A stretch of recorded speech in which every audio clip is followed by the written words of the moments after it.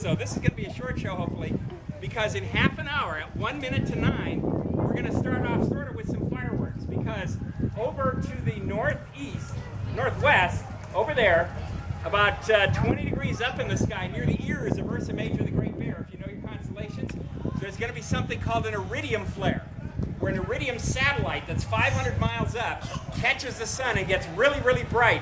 This one is going to get to magnitude -6, which is about 100 times brighter than the brightest stars you normally see in the sky here tonight, assuming that clouds to the west don't dim it down, but it should be pretty cool. And right at that same moment, the International Space Station is going to come up and go across our sky like that. And it'll be pretty bright, it'll look like a moving star. So we have two things happening almost simultaneously right before 9 o'clock. Question? There's no fireworks. You should have no fireworks at all. I was speaking metaphorically that this will be cool stuff that looks like fireworks, okay? Okay, so let's get going. I didn't take these pictures because if I did, the planets would be crooked and the polar caps would be cut off. So these come from real life professionals. And I'm going to start with the coolest thing we're going to look at tonight. That's the planet Saturn. Saturn right now is right up here. As the sky gets dark, you'll see it. It'll look like a yellowish, brightish star. Next to another little dim bluish star.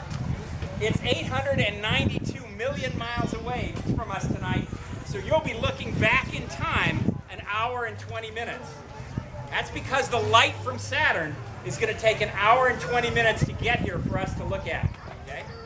Saturn is the planet out beyond Jupiter. There's the Earth, there's Mars, there's Jupiter, there's Saturn. Okay? 892 million miles away. It's big.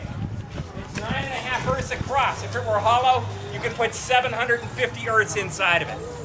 But it's mostly hydrogen and helium, so it's actually less dense than water. If you had a bathtub big enough, Saturn would float in it, except it would leave a big ring. The rings are 200,000 miles from one edge to the other, but they're only about 1,000 feet thick. So if you shrank them down to the size of a razor blade, they'd be thinner than the razor blade. And they're not solid. They're made of billions of ice crystals in orbit around Saturn, ranging in size from smoke particles to mobile homes, roughly. Tonight we're going to see it looking like this. It has about a 7.5-year cycle where it gets edge on, and you can hardly see the rings, and where they're really broad on. Last year it was edge on, now it's kind of looking like this.